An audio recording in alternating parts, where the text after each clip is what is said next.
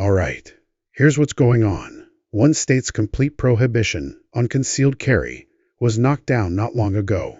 But now, that ruling is under full review again, after the Supreme Court chose not to step in with emergency action. So let's break down the latest developments and figure out where things stand with these concealed carry restrictions. As we've seen before, the courts have once again determined that New York's sweeping carry ban doesn't pass constitutional muster. The Second Circuit Court of Appeals has picked the case back up for another round of scrutiny. Now, if you've been tracking this story, you probably recall the Supreme Court's major decision in the Raheem case, which set a huge precedent. Because of that decision, the justices sent several ongoing concealed carry challenges in New York back to the lower courts, telling them to reevaluate everything in light of Raheem. One of the lead challenges has been the Antonyuk case, which I believe was filed by Gun Owners of America. The plaintiffs tried to get a preliminary injunction through an emergency request to the Supreme Court, but the justices opted not to jump in at that stage. That denial means the case is now back in the district court, where it'll be argued out fully before a final ruling is made. Now, here's where things start heating up while Antonyuk continues its climb through the courts. Another case, Christian versus James, has already cleared the trial court and is moving forward on appeal. That case has a scheduled oral hearing before the Second Circuit on June 25th. What makes Christian especially important is that the district judge tossed out one of the most controversial parts of New York's Concealed Carry Improvement Act, specifically the clause requiring citizens to get explicit consent from private property owners just to carry on their land. The judge ruled that provision unconstitutional during summary judgment. Letitia James, New York's Attorney General, appealed that ruling almost immediately. As it stands, Christian versus James is shaping up to be the most significant concealed carry case in play right now. Unlike many of the earlier lawsuits, Christian has gone through a full legal process and resulted in a clear-cut ruling. That makes it a strong contender to be reviewed by the Supreme Court. Up to this point, the High Court has sidestepped most concealed carry challenges that came up through emergency motions or partial rulings, but this case is different. It's fully developed. It deals with a core provision of the law, and it comes directly out of New York. In short, Christian might be the next major carry case to land on the Supreme Court's docket, and if it does, it could set a nationwide standard on how far individual states can go when limiting where law-abiding citizens can legally carry firearms. Now let's talk about how we got here. The battle over New York's carry laws has dragged on far longer than it should have. In all honesty, the issue should have been resolved after the Bruen decision. But instead of accepting that ruling, New York lawmakers doubled down. Not even 2 weeks after Bruen, the state passed one of the most restrictive anti-carry laws in modern memory, the Concealed Carry Improvement Act, also known as CCIA. That bill was rushed through the legislative process just 8 days after Bruen, with the governor flat out saying it was crafted as a direct rebuttal to the Supreme Court. Unsurprisingly, CCIA sparked immediate legal backlash. Lawsuits piled up fast, and several key sections of the law were temporarily blocked, thanks to early injunctions. Challenges like Antonyuk and others pushed for emergency Supreme Court intervention to pause the law while litigation played out.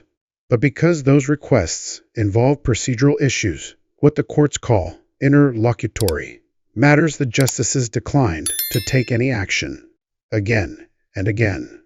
Most recently, the High Court passed again on intervening in the Antonyuk case. While all the legal wrangling was playing out in cases like Antonyuk, another challenge, Christian versus James, was quietly making steady progress through the normal legal path. Unlike Antonyuk, which got bogged down in procedural delays, the Christian case advanced far enough that both parties agreed to skip a full trial. Instead, they asked the judge to issue a decision based solely on the legal arguments and evidence already submitted, what's called a summary judgment. And that's exactly what happened. Judge John Sinatra ruled in favor of the plaintiffs, siding with the Second Amendment advocates. His decision struck down a major piece of the Concealed Carry Improvement Act, the section that made it a felony to carry a concealed handgun onto private property unless the owner gave clear approval, either with a posted sign or direct permission. In his opinion, Judge Sinatra said this part of New York's law effectively banned lawful carry on every piece of private property in the state, including businesses and places open to the public, unless the owner explicitly said otherwise. That, he argued, runs directly counter to the Supreme Court's ruling in Bruin and similar cases. Under that standard, for any gun restriction to be lawful, it has to reflect a deeply rooted American tradition. And this one doesn't even come close. The judge made it clear, individual property owners still have every right to decide if they want to allow firearms on their premises. That hasn't changed. But the government can't make that decision for them across the board. Doing so, according to the court, tramples on the rights of responsible citizens who carry for personal protection, especially when it comes to private property that's open to the public, like shops, gas stations, or restaurants. Now, Judge Sinatra didn't come to this conclusion in a vacuum. He referenced earlier appellate findings, particularly from the Second Circuit in related cases, like Antonyuk, where the court had already flagged serious concerns with New York's property-based restrictions during earlier rounds of litigation. In short, he said, "We've already covered this, and even when we look at the full merits now, it still doesn't hold up." To drive the point home, he echoed what the Second Circuit has hinted before. There is no historical precedent for banning lawful concealed carry on private land simply because the owner didn't opt in. Even if you stretch historical analogies to their limit, like comparing this law to old anti-poaching statutes, there's nothing that justifies a blanket ban on lawful carry by licensed citizens. So here we are. New York's sweeping carry law has been struck down again. And this time, it's not just a temporary hold. This is a full-on ruling that declares a key section of the law unconstitutional. The state's arguments didn't persuade the court, and this ruling is another clear win for gun owners and supporters of the Second Amendment. But the legal battle isn't over yet. Letitia James, the state's Attorney General, has already appealed Judge Sinatra's decision to the Second Circuit Court of Appeals. That appeal is now set for oral arguments on June 25th, and it could be a turning point in the broader fight over carry rights. What makes this moment so significant is that the Second Circuit has already reviewed this so-called default ban on private property more than once, and in each round, even in early-stage rulings like injunctions, they've indicated that the law likely doesn't hold up constitutionally. Now that they're reviewing it on final judgment, there's a strong chance they'll stay consistent and officially strike it down for good. If the Second Circuit ends up affirming the lower court's decision, New York is really left with just two choices. First, they could request what's called an en banc review. That means asking the full panel of Second Circuit judges to rehear the case. Second, they could take their fight to the top by filing a petition with the Supreme Court to review the decision based on final judgment. Either path could push this issue toward the kind of definitive ruling that the Supreme Court has been waiting to address. Now, here's why this matters. For years, the Supreme Court has sidestepped early-stage gun cases. Cases like Antonyuk, which only sought temporary relief without reaching a final verdict, were almost always passed over. And that's probably why those emergency motions never gained any traction. But Christian is a completely different animal. It's been fully argued, judged on the merits, and it challenges a law that was passed as a direct slap in the face to the court's own ruling in Bruin. This may very well be the concealed carry case the justices have been waiting to put their stamp on. That said, there's a wild card in the mix, and it's coming from all the way out in Hawaii.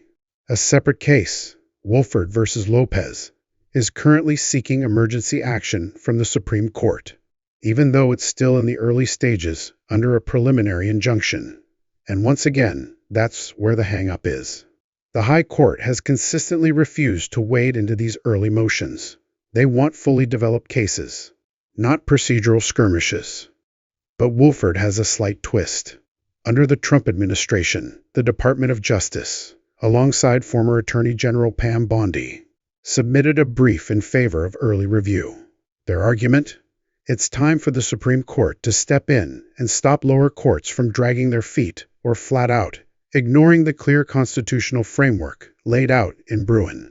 Now, that extra push gives Woolford a little more weight. But let's be honest, it's still a long shot. Regardless of what happens in Hawaii, the case that's in the best position to get serious Supreme Court consideration remains Christian versus James. It has cleared every procedural hurdle, gone through full arguments, and received a final judgment.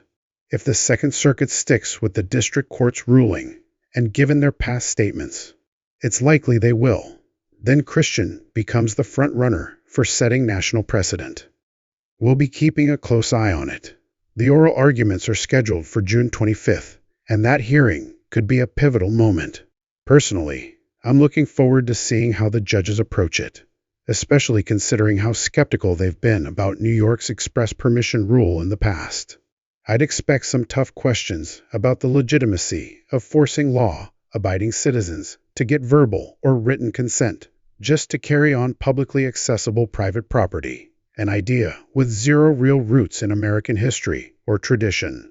So that's the current landscape when it comes to New York's concealed carry laws and the larger battle over these post-Bruin restrictions. The Christian case has moved further along than any other challenge right now.